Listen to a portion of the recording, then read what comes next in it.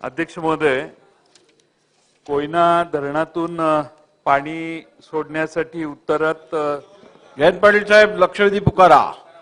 अध्यक्ष महोदय, लक्षवेधी क्रमांक 4 वितरित केल्याप्रमाणे. अध्यक्ष महोदय, कोयना धरणातून पाण्याचं वाटप कसं झालेलं आहे हे दिलेलं आहे उत्तरात. अध्यक्ष महोदय, गेल्या काही दिवसामध्ये कोयना धरणातून पाणी कमी आल्यामुळे कृष्णा नदी सगळी कोरडी पडली आणि ताकारीचे आणि तिथल्या सगळ्या उपसा सिंचन योजनांचे पंप अध्यक्ष महोदय हळूहळू बंद करण्यात आले आणि त्यामुळे अध्यक्ष महोदय सांगली जिल्ह्याचे हक्काचे 32 टीएमसी पाणी ते उपलब्ध करून देणं आणि नदी कोरडी राहून न देणं याची काळजी घेतली पाहिजे.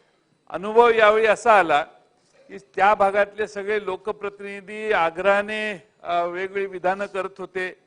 एक सन्माननीय खासदार तर म्हटले मी राजीनामा देतो.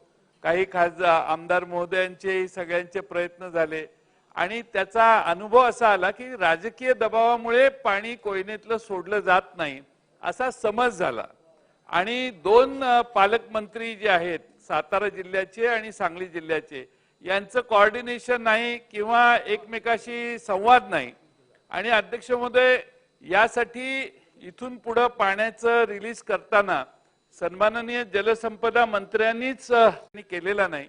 त्यामुळे आपण संबंधितांना समज द्यावी. मी काही नावाचा उल्लेख कुणाचा करत नाही, तेही आमचे मित्रच आहेत, पण त्यांना समज द्यावी की असं नसतं 2 आणि 3 टीएमसी साठी 32 टीएमसी पाण्यावर अन्याय करणं.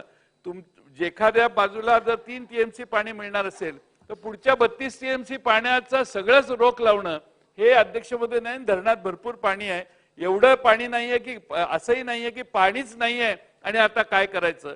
पण हे या योजना टाकारी टेंबू म्हैसाळ योजना या खानापूर आटपाडी तासगावचा दुष्काळी भाग कवठेमंकाळ जत या भागात पाणी जातं आणि दुष्काळ या काळात आपण जर पाणी दिलं तर मग उन्हाळ्यात फारसं टेन्शन तिथल्या शेतीला येत नाही. म्हणून हा उन्हाळा जुलै पर्यंतचा काढायचा आहे. त्यासाठी या दुष्काळी भागावर अन्याय होणार नाही.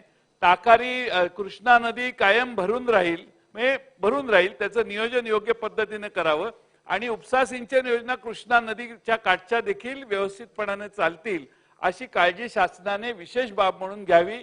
ती घेतील का माननीय उपमुख्यमंत्री महोदय त्यात लक्ष घालतील. आता मागणी करत नाही, पण एप्रिल मे मध्ये एवढा ताण येईल पाण्याचा त्यावेळी कोकणात जे पाणी आपण वीज निर्मितीसाठी सोडतो तर ती वीज निर्मिती थोडीशी कमी करून की कोळशापासून किंवा बाहेरून वीज विकत घेऊन उरलेल्या एप्रिल मे जून मध्ये जर फारच ताण आला तर शासन तशा प्रकारे निर्णय घेण्यासाठी तयार आहे का? खानापूर तालुक्यातील एकमेव सर्वसमावेशक हक्काचं न्यूज चॅनल विटा लाईव्ह न्यूज चॅनल.